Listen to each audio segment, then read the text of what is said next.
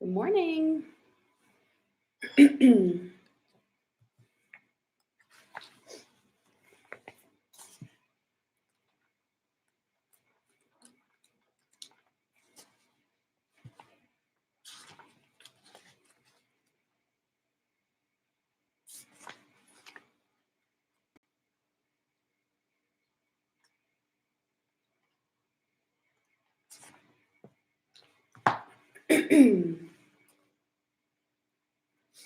Give just a minute, let everyone get signed on.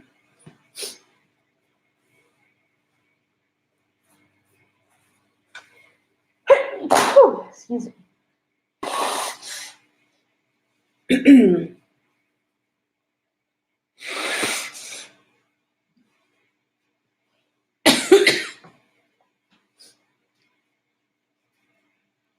Wait about another minute. Hey Wyatt, hey Brea. Can you hand me that drink?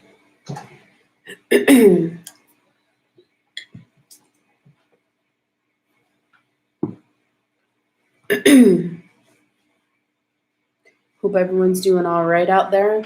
My allergies are crazy today. I could hardly sleep.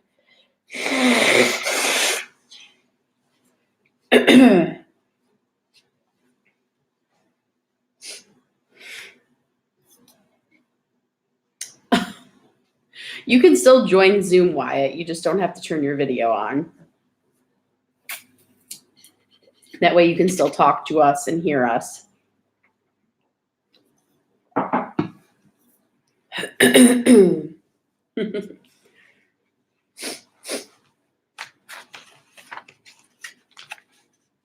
All right, I'm going to go ahead and get started. So when we started this book, excuse me, Lee was in second grade. And when we just ended our last chapter, I think he was going into sixth grade. And something to point out in this book that someone recently brought to my attention is that if you looked, he started writing and his letters were really, really short, right? He was in second grade. And then if you look at his last one, much longer, bigger words. Okay, so you can see that his writing is improving too as he grows up.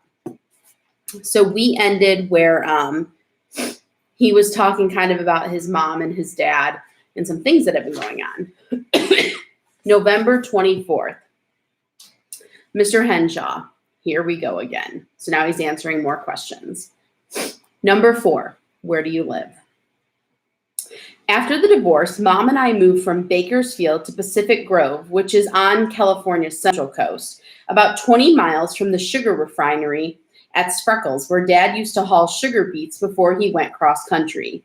Mom said all the time she was growing up in California's great Central Valley, she longed for a few ocean breezes, and now we've got them. We've got a lot of fog, especially in the morning. There aren't any crops around here, just golf courses for rich people.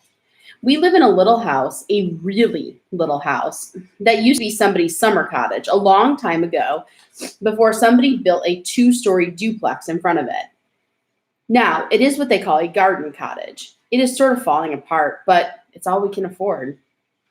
Mom says at least it keeps the rain off, and it can't be hauled away on a flatbed truck. I have a room of my own, but Mom sleeps on the couch in the living room. She fixed the place up real nice with things from the thrift shop down the street. Next door is a gas station that goes ping, ping, ping, ping every time a car drives in. They turn off the pinger at 10 p.m., but most of the time, I am asleep by then. Mom doesn't want me to hang around the gas station. On our street, besides the thrift shop, there is a pet shop, a sewing machine shop, an electric shop, and a couple of junk stores they call antique shops, plus a Taco King and a Softy Freeze. I am not supposed to hang around those places either. Mom is against hanging around any place. Sometimes when the gas station isn't ping-pinging, I can hear the ocean and the sea lions barking. They sound like dogs, and I think of Bandit. To be continued unless we get the TV fixed. Still disgusted, Lee Botts. So remember, Lee does not want to be writing these letters, but his mom is kind of making him. November 26th, Mr. Henshaw. If our TV was fixed, I would be looking at the highway patrol, but it isn't. So here are some more answers from my rotten brain. Haha. Number 5, do you have any pets? I do not have any pets. My teacher says always answer questions in a complete sentence. When Mom and Dad got divorced and Mom got me, Dad took Bandit because Mom said she couldn't work and look after a dog. And Dad said he likes to take Bandit in his truck because it's easier to stay awake on long hauls if he has him to talk to. I really miss Bandit, but I guess he's happier riding around with Dad. Like the father said, in Ways to Amuse a Dog, dogs get pretty bored just lying around the house all day. That is what Bandit would have to do with me and Mom gone so much. Bandit likes to ride. That's how we got him. He just jumped into Dad's cab at a truck stop in Nevada and sat there. He had a red bandana around his neck instead of a collar, so we called him Bandit. Sometimes I lie awake at night listening to the gas station pinging and thinking about Dad and Bandit hauling tomatoes or cotton bales on Interstate 5, and I am glad Bandit is there to keep Dad awake. Have you ever seen Interstate 5? It's straight and boring with nothing much but cotton fields and a big feedlot that you can smell a long way before you come onto it. It's so boring that the cattle on the feedlot don't even bother to moo. They just stand there. They don't tell you that part in school when they talk about California's great Central Valley. I'm getting writer's cramp from all this writing. I'll get to number 6 next time. Mom says not to worry about the postage, so I can't use that as an excuse for not answering. A pooped writer, Levots. November 27th. Mr. Henshaw. Here we go again. I'll never write another list of questions for an author to answer, no matter what the teacher says. Number 6. Do you like school? School's okay, I guess. That's where the kids are. The best thing about 6th grade in my new school is that if I hang in, I'll be able to get out. Number 7. Who are your friends? I don't have a whole lot of friends in my new school. Mom says maybe I'm a loner, but I don't know. A new boy in school has to be pretty cautious until he gets to know who's who. Maybe I'm just a boy nobody pays much attention to. The only time anybody paid much attention to me was in my last school when I gave the book report on Ways to Amuse a Dog. After my report, some people went to the library to get the book. The kids here pay more attention to my lunch than they do me. They really want to see what I have in my lunch because Katie gives me such good things. I wish somebody would ask me over sometime. After school, I stay around kicking a soccer ball with some of the other kids so they won't think I am stuck up or anything, but nobody ever asks me over. Number 8, who's your favorite teacher? I don't have a favorite teacher, but I really like Mr. Friedley. He's the custodian. He's always fair about who gets to pass out milk at lunchtime. And once he had to clean up after someone who threw up in the hall. He didn't even look cross. He just said, "Looks like somebody's been whooping it up," and started sprinkling sawdust around. Mom used to get mad at Dad for whooping it up, but she didn't mean throwing up. She meant he stayed too long at that truck stop outside of town. 2 more questions to go. Maybe I won't answer them. So there. Haha, Levots. December 1st. Mr. Henshaw. Okay, you win because Mom is still nagging me and I don't have anything else to do. I'll answer your last 2 questions even if it takes all night. Question 9. What bothers you? What bothers me about what? I don't know what you mean. I guess I'm bothered by a lot of things. I'm bothered when someone steals something out of my lunch bag. I don't know enough about the people in the school to know who to suspect. I am bothered about little kids with runny noses. I don't mean I am fussy or anything like that. I don't know why. I'm just bothered. I am bothered about walking to school slow. The rule is nobody is supposed to be on the school grounds until 10 minutes before the first bell rings. Mom has an early class. The house is so lonely in the morning. When she is gone, I can't stand it. And so I leave when she does. And I don't mind being alone after school, but I do in the morning before the fog lifts up and our cottage seems dark and damp. Mom tells me to go to school, but to walk slow, which is hard work. Once I tried walking around every square in the sidewalk, but that got boring. So I did walking heel to toe, heel to toe. Sometimes I walk backwards, except when I cross the street. But I still get there so early, I have to sort of hide behind the shrubbery so that Mr. Fridley won't see me. I am bothered when my dad telephones me and finishes by saying, "Well, keep your nose clean, kid." Why can't he say he misses me? And why can't he call me Lee? I am bothered when he doesn't phone at all, which is most of the time. I have a book of road maps and try to follow his trips when I hear from him. When the TV worked, I watched the weather on the news so I would know if he was driving through blizzards, tornadoes, hail-like golf balls, or any of that fancy weather they have in other places of the U.S. Number 10, what do you wish? I wish somebody would stop stealing the good stuff out of my lunch bag. I guess I wish a lot of other things too. I wish someday Dad and Bandit would pull up in front in the rig. Maybe Dad would be hauling a 40-foot reefer, that means refrigerated trailer, which would make his outfit add up to 18 wheels together. Dad would yell out of the cab, "Come on, Lee, hop in. I'll give you a lift to school." Then I'd climb in and Bandit would wag his tail and lick my face. We'd take off with all the men in the gas station staring after us. Instead of going straight to school, we'd go barreling along the freeway, looking down on the tops of ordinary cars, then down on the off-ramp and back to school just before the bell rang. I guess I wouldn't seem so medium then, sitting up there in the cab in the front of a 40-foot reefer. I'd jump out and Dad would say, "So long, Lee, be seeing you." And Bandit would give me a little bark like, "Goodbye." And I'd say, "Drive carefully, Dad," like I always do. Dad would take a minute to write in the truck's logbook, "Drove my son to school."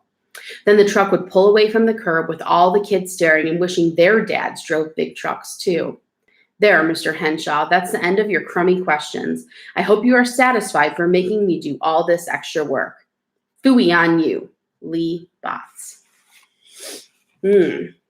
So, seems like Lee's struggling a little bit, right? He's got some emotions about his mom and dad splitting up. He's having a little bit of a tough time at school. And I know some of us can relate to that, starting at a new school. Maybe your parents getting divorced, okay? It can be tough. December 4th. Dear Mr. Henshaw, I am sorry I was rude in my last letter when I finished answering your questions. Maybe I was mad about other things, like Dad forgetting to send this month's support payment. Mom tried to phone him at the trailer park where, as Mom says, he hangs his hat. He has his own phone in his trailer, so the broker who lines up for the jobs can reach him. I wish he still hauled sugar beets over to the refinery in Spreckles so he might come to see me. The judge in the divorce says he has a right to see me. When you answered my questions, you said the way to get to be an author was to write. You underlined it twice. Well, I sure did a lot of writing, and you know what?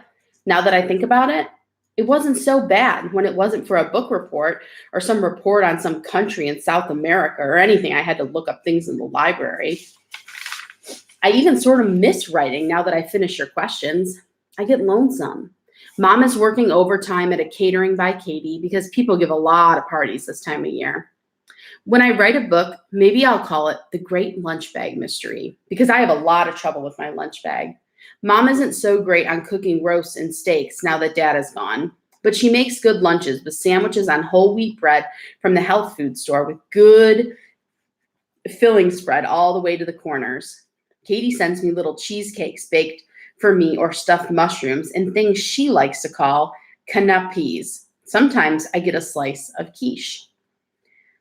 Today I was supposed to have a deviled egg. Katie buys the smallest eggs for parties, so half an egg can be eaten in one bite and won't spill on people's carpets.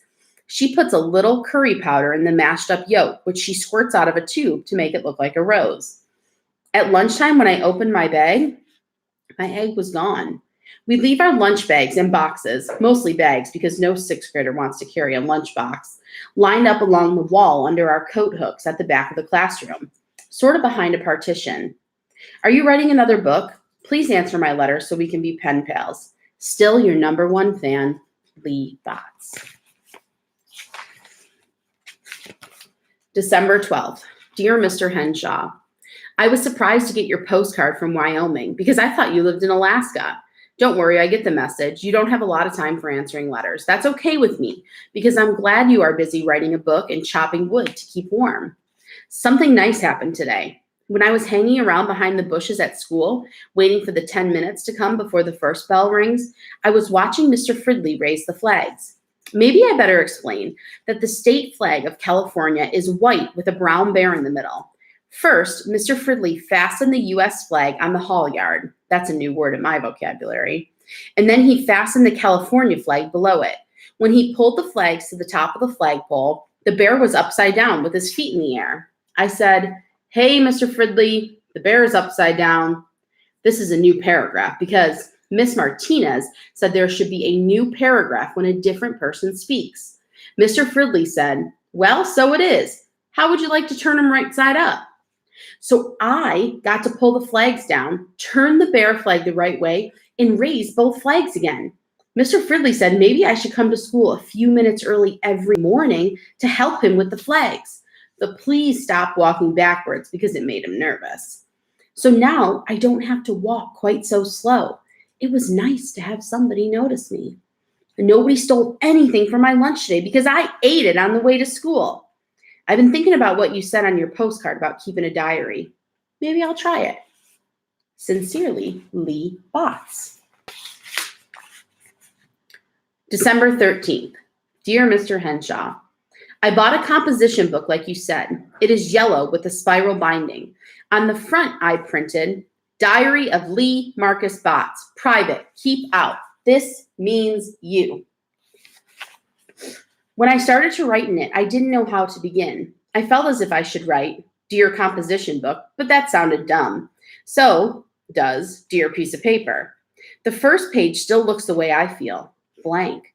I don't think I can keep a diary. I don't want to be a nuisance to you, but I wish you could tell me how. I'm stuck. Puzzled reader, Lee Botts. December 21st. Dear Mr. Henshaw, I got your postcard with the picture of the bears. Maybe I'll do what you said and pretend my diary is a letter to somebody. I suppose I could pretend to write to Dad, but I used to write him, and he never answered. Maybe I'll pretend I am writing to you because I answered all your questions. I got in the habit of beginning, Dear Mr. Henshaw. Don't worry, I won't send it to you. Thanks for the tip. I know you're busy. Your grateful friend, Lee Botts. So something to notice, when he was answering the questions, he was just putting Mr. Henshaw. Now that he's done with the questions, he's putting Dear Mr. Henshaw again. And he signed it, Your grateful friend. So we kind of see a change in Lee here too.